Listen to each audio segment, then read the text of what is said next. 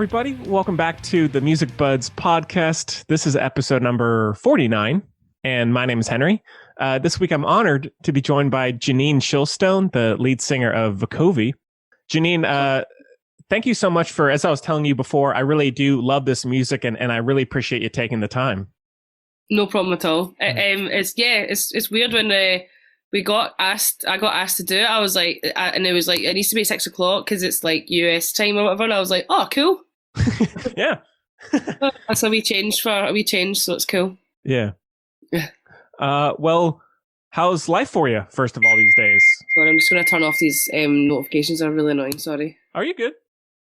Yeah, I mean, it's been pretty mental for everybody. So, yeah, I mean, we just played Download at the weekend, so that felt like we had a bit of a new lease of life there, and kind of feeling like you have a little bit of a purpose again. So, yeah, we're still in a little bit of a high from that, which is good. Maybe if you asked me last week, I would have been like, "Oh, I'm bored. Everything's crap, shit." But no, the Download was quite very like, yeah, I just felt like we had a bit of a purpose again and living life again, really. That's good. Oh yeah, pretty interesting. Yeah. Well, I know you've been talked about this before, but how is it that the band got started? The boys, it used to be a 4-piece. The boys wanted a girl because they had a guy singing and he left, and then they asked, they wanted to get a girl in. So I used to go to school with the drummer. So he was like, oh, I think I know someone that could maybe fit. And then I went and like just jammed with them, and it just clicked really. And weirdly, I got kicked out of a band like the week before because I was a girl. Like they were like, yeah, we don't actually want a girl. We just realised we want a guy. And obviously that was actually really hard hitting for me. Like, so yeah, the timing was actually perfect, to be honest. It worked out because, I mean, if they asked me like a week before, I would have been like, nah, I'm in a band, I'm already in a band. And to be honest, like, they were shite. Like, they were absolutely shite. And that was like my first band ever. So the timing could have been perfect. I don't know if it was written in the stars. I know that sounds really cliche. Maybe it was. I don't know. Well, before all that, what were some of the first, pieces of music or artists that you connected with that made you want to be a musician or an artist of any kind?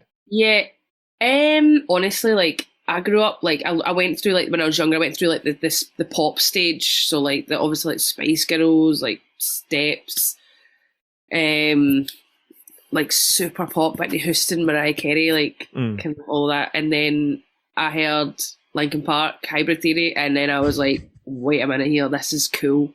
Yeah. This is really cool.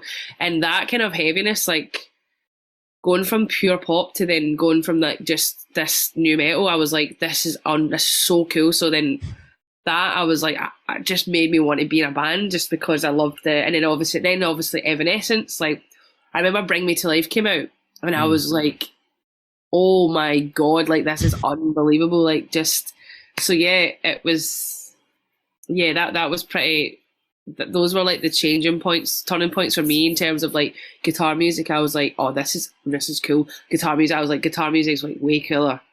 Like, I was just thinking like, guitar. I just think guitar music, rock music it's the coolest music, really. It is. Yeah. So everyone wants to be a rock star. Do you know what I mean? But yeah, that was cool. But I went down like a kind of musical theatre route. I nearly got cast in like an Andrew Lloyd Webber West End show, and I sung in front of him and stuff, and it was all auditions, and I didn't want to be there because everyone around me was just so false and fake, and you're basically being someone else. Like, it was for Dorothy for the Wizard of Oz, so it was like you're not being you. You're not. It's not nothing original about it. Do you know what I mean? You're actually playing someone else, and I was not having a good time. And then when I sung, and he was like, "You don't want to be here," and I was like, "I don't want to be here." And he's like, "You're a rock star. Like, go be a rock star." He goes, "You need to be you, not someone else." So that really stuck in my head. So when I kind of got back from London from that sort of experience, It wasn't that long after that the whole like the kind of band thing kind of got in my head. Like that really sort of triggered that again. Like obviously the Linkin Park thing, but like yeah. So that was it was interesting. Yeah. Well, I guess it's kind of rare that you come across that kind of, I guess, mentor in a way. It's like, a lot of people would be like, oh, here, no, we'll take you. But it's like they saw the, what was the right path, Yeah. I guess. Yeah. Like I just totally didn't fit in with that kind of crowd. Like this. Yeah. And that for me, like, I think Angela Weber is an absolute legend, like total legend. And mm-hmm. I just felt like when he looks at you, it's like he's looking into your soul. It was actually terrifying. Yeah. But yeah, it's pretty mental actually when I think about it.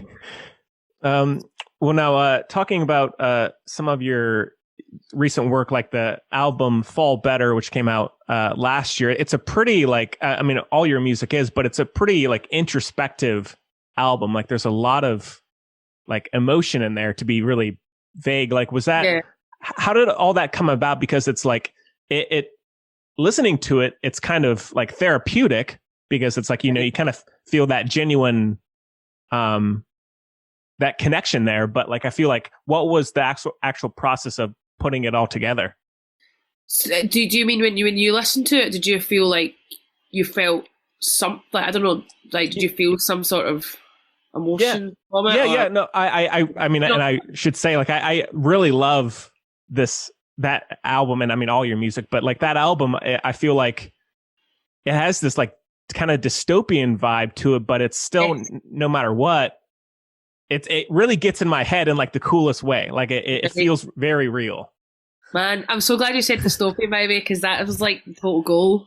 Okay. Like that was the vibe for that. I was like, we wanted it to be like futuristic, as you said, dystopian, like another sort of an old alternate universe. I think lyrically, like I was diagnosed with OCD, kind of at the start of the kind of the start of the writing process of that album, which was just I was having a horrible time with it, and I didn't know I had it I had it since I was a child. I didn't realize that. So that was something I kind of lived with for my whole life, just thinking that everybody thought like that, thought the way that I did. And then it's called Thought Action Fusion if you wanted to do a note on it. And then when getting diagnosed with it, like it was a relief, but it was just takes over your life. So that's mostly what the album's about, is about that. It's like just having to live with this thing. Just feel like it's just constant. It's just there all the time, and like this constant battle. Like sometimes it'll win, some days it wins, some days I'll win, or like when it was really bad.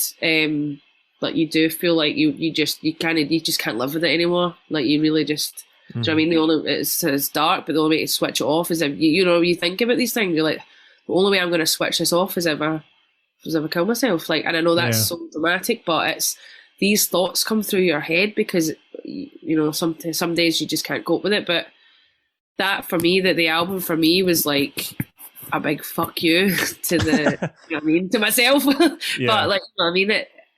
So that's why it is very dark. Some of the music's quite light, sounds quite light, but it's all quite dark. And it's basically just me talking to this OCD.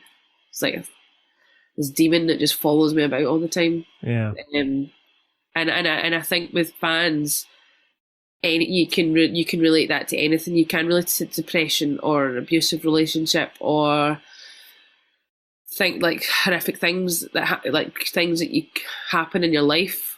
It's all very relatable, and that's another thing as well. When I write lyrics, I don't want to make it too personal, so that it's something that everybody can listen to, and I just hope it gives them a bit of empowerment as well.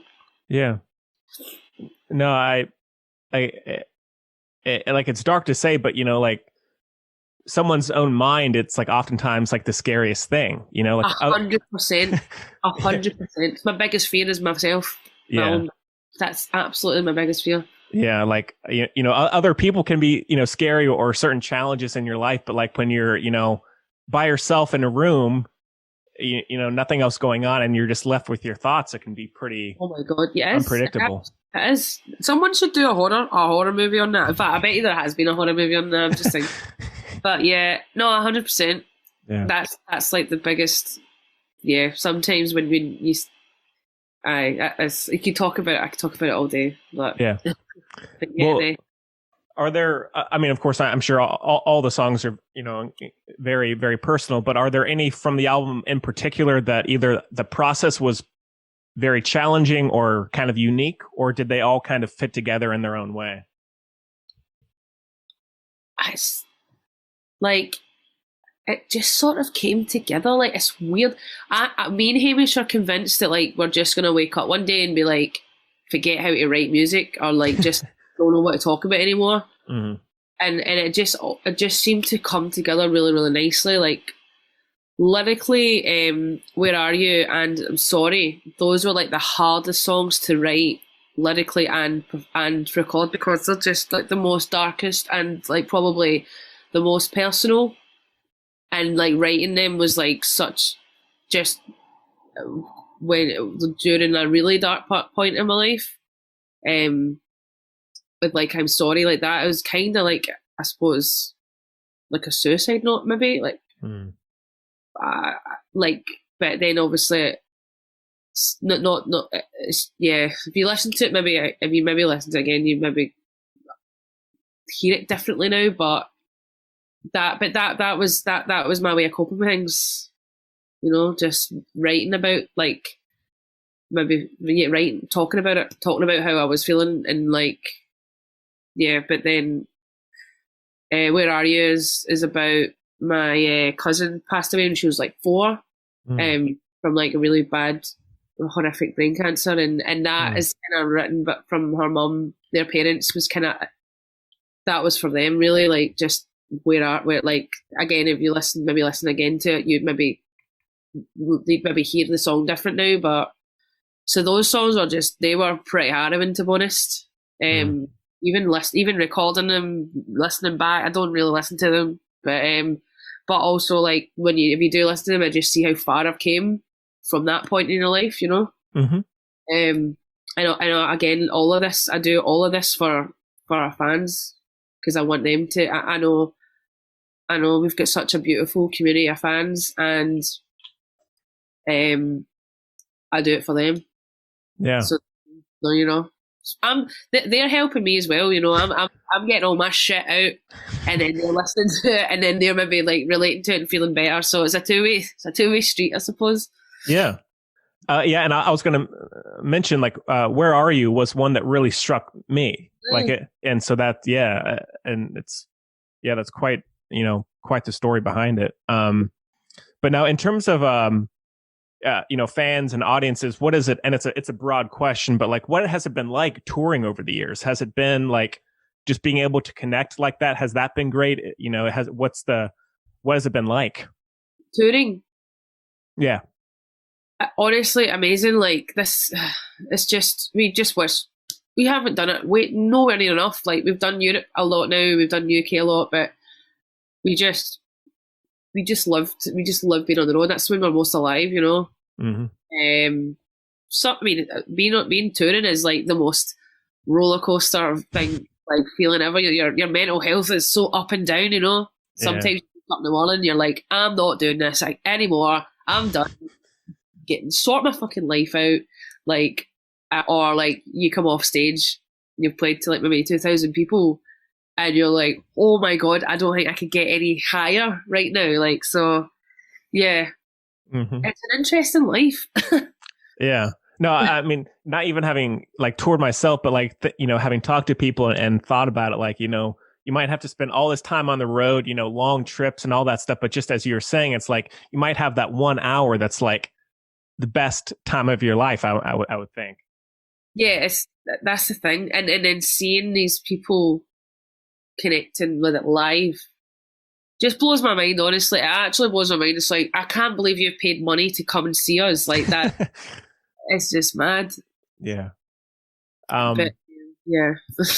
Yeah, no, like, and you know, it's like a cliched thing to think about or say, but like, having, having, as you're just talking about these very, personal, oftentimes dark, thoughts in your songs, but then having people shout them right back at you, and either whether it's the music, it's the lyrics, whatever, like that sounds like it'd be the best thing ever. Oh my God, it's mad. Yeah. It's actually mental. Honestly, it's just. Yeah. When you get lovely messages from people and they say, like, for example, like, "Where are you?" or "Call Me In," both very sad songs, and it's like, maybe like someone would message saying, "Oh, my mum passed away a few months ago," and that song has really just kept me going and stuff, and just that for me, it just makes everything worthwhile. That for me just makes my feelings irrelevant, because I just think I really hope that there's more people like that have maybe turn to a song like that and just, I feel actually emotional thinking about it. Yeah. but honestly, that's one of the biggest perks of doing this, is helping people. Yeah. Anyway.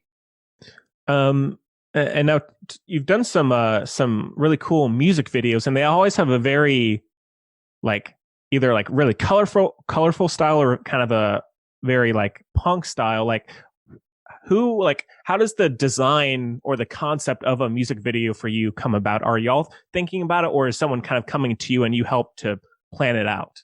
It's usually myself that does the, like, kind of creative directing, aesthetics, themes.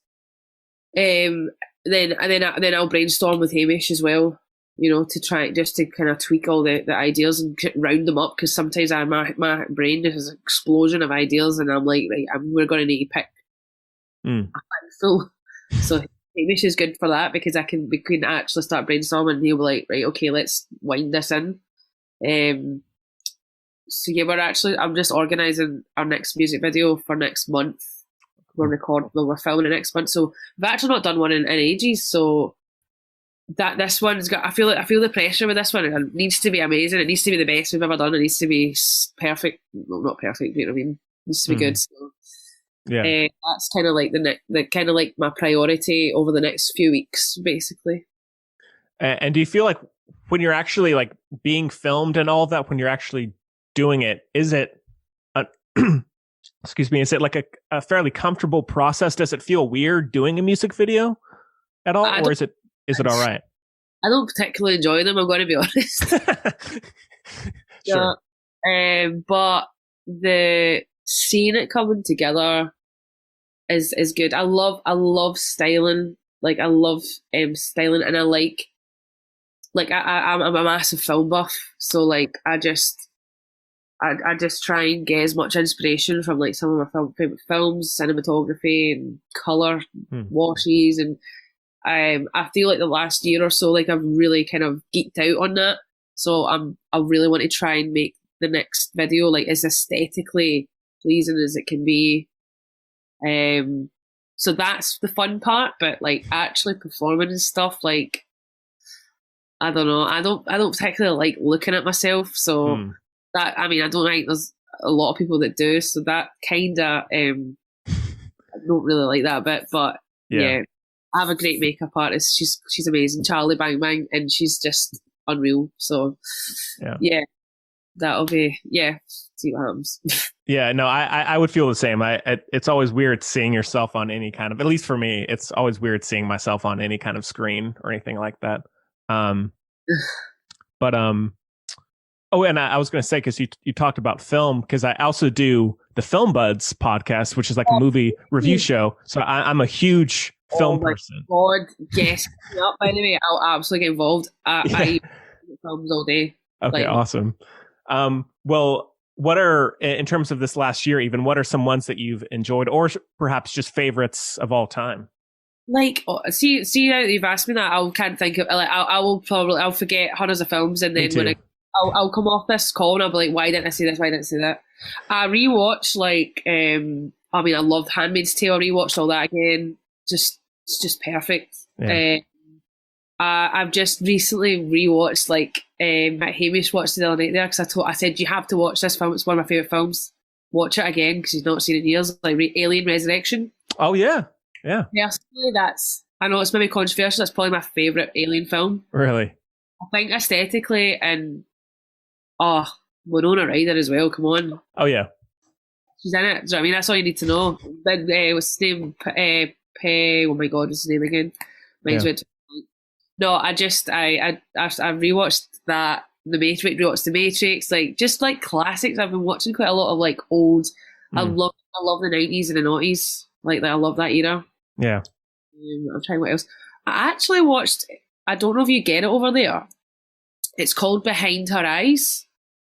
It's a series. I don't think so.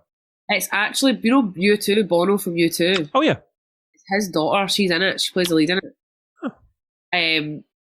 The storyline is terrifying, and really thought provoking. So I don't know if you would get it over there, but I would really recommend that. Yeah. To watch. Yeah. Film wise, honestly, can't even. My mind's blank. Honestly. Yeah, but no, I mean, I love the Alien franchise, like Prometheus. I love. I mean, really all of them, and Alien Resurrection is really cool. Like, I love that film. Yeah, just like the design of that whole franchise is like. That's the thing. I think like aesthetically, like the full. I mean, the first Alien. In fact, I'll give you see the intro to the album. The welcome user. See in the background, that is the mothership noise. Oh yeah. Like I don't know if you might recognise it if you hear it now. It's quite subtle, but we use like the mothership noise, like the kind of. It's right on. Yeah, from the Alien 1, I think it came in. So honestly, I'm obsessed with those films. The game. Do you play game? Do you play the game? Oh yeah. Is it Alien Desolation? I can't remember. It's like I know which one you mean, but kind of retro looking, like the ship's dead retro, like terrifying. Like absolutely shit myself playing it. Yeah. Yes. But no, yeah, like film. I mean, it's always kind of been like a saving grace for me, but just like this last year in particular, I've just been like either rewatching stuff or just kind of drowning myself in that stuff. No, 100%. Like that's such a good way of putting it. Like it has actually kept me going as well.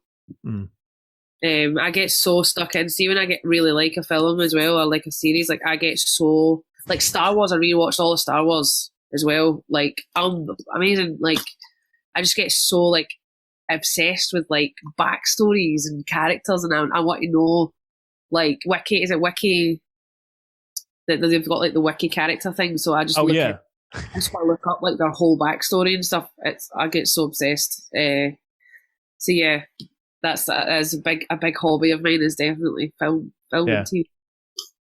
No, it's like in terms of like the backstory stuff. Like it's crazy to think about how like the first Star Wars film. It not only all these other films and shows, but like all of again, like as you were saying, like the background is just what people come up with is crazy. Like, exactly. Like I'm very much like I just love the whole. Like I mean, I don't know if you like Marvel, like the universe. Like I'm obsessed. Like I'm obsessed with that. Like, but I just love the whole backstory. I like things that they build a world. Basically, they build this kind of alternate world, and I get sucked right into that. I love it. Yeah, I actually just rewatched last night Spider-Man Far From Home. Well, in fact, have I seen that one? I must have seen that one. Yeah. Like, I actually think he's an incredible Spider-Man. Like, I think he is. He's so good. Well, is anything else been? You've been doing anything else this past year to try and stay sane? Has it been film and music mostly? Mostly music. Like when we're writing a bit, and because we've not been touring and stuff, we've maybe put a bit more time into our songwriting. So I think that's definitely a better quality of writing because of that. But I went through a stage where I was just drinking most days. Like that's again, like just because I was so bored and trying to pass the time. But yeah, now I'm on a bit of a health kick now. I feel good for it. So yeah, back to it. Well, yeah, I mean, it's really nice talking to you. Is there anything else in particular that I haven't brought up? I mean, you talked about the upcoming music video. Anything else coming up, or anything else you'd like to say about, the band at all? We've got an album. We signed a new album 3 deal, so that's kind of something we're going to have to finish up soon. So, and that's going to be hopefully a kind of concept album, similar to the last album, but more. So, right. Yeah. I don't know if you've seen the front cover artworks for the last singles, The Girl. Yeah. That's going to be part of it. So yeah. Awesome. Yeah, I'm kind of focusing on that as well. That's gonna be giving me a bit of inspiration. So, and again, I've been taking a lot from cause I've been watching so many sci-fi things, just trying to obviously not want to copy things, but just taking inspiration from a lot of sci-fi films and TV, and then trying to fit it into the album as a kind of concept. So yeah, but yeah, that's about it. So I hopefully you like it and yeah. Well, so no, I mean, I love concept albums, so I'm excited for that. Yeah, I mean, I know the concept. See, I wasn't entirely sure what a concept was. Is it does a concept album have to be all the songs are related as well? But so I don't know. I think I'd maybe call it the half semi concept, because the songs aren't related to the story, but it's so hard to explain without just telling it. So I'll just let you wait. Yeah. And honestly, I think that shows that it's a concept album, that, there's all these different pieces, so. Yeah, definitely. Well, cool. Well, Janine, thank you so much again for taking the time. I've really, the music has really helped me over the years. And so I really appreciate the music that you make. No problem. So thank you. I really means a lot hearing that really does. Thank you. Yeah. And I hope we cross the water at some point. God damn it. Yeah. And if we do, then obviously you're welcome to come on your show. Absolutely. Oh yeah, absolutely. All right, everybody. I think that is about it for the show this week. Please make sure to rate, review, and subscribe on your way out. Thank you very much. You can also check out my other weekly podcast, The Film Buds. You can follow the podcast on Facebook, Twitter, and Instagram at The Music Buds. Check out themusicbuds.com to find out more information. And yeah, we hope you enjoyed it as much as we did, and we'll see you next time.